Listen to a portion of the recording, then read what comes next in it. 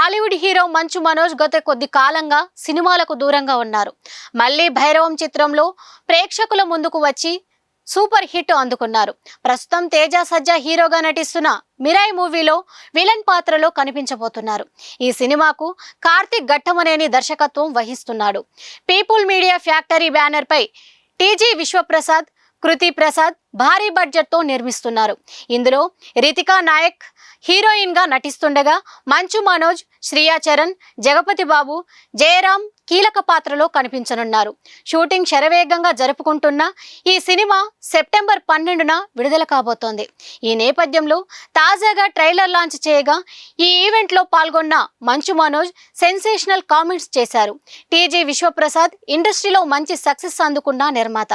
Cinema ఇండస్ట్రీలో ఎన్నో ఆటంకాలను ఎదుర్కొని విజయం అందుకోవడం మామూలు విషయం కాదు. అలాంటి విశ్వప్రసాద్ గారు మాత్రం సినిమాతో పాటు టీవీ సీరియల్స్ కూడా చేసుకుంటూ దూసుకుపోతున్నారు. మీలాంటి గుండె 100 సంవత్సరాలు బ్రతకాలి సార్ అంటూ సినిమా ఇండస్ట్రీలో తిమింగలాలు ఉంటాయని, ఇది అందరికీ తెలిసిన విషయమేనని చెప్పుకొచ్చాడు.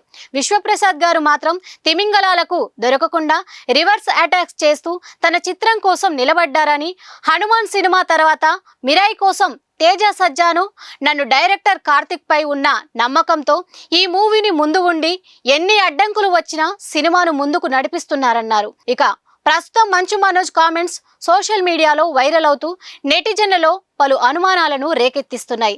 తిమింగలాలు ఎవరు అనే విషయంపై పెద్ద ఎత్తున చర్చలు జరుగుతున్నాయి.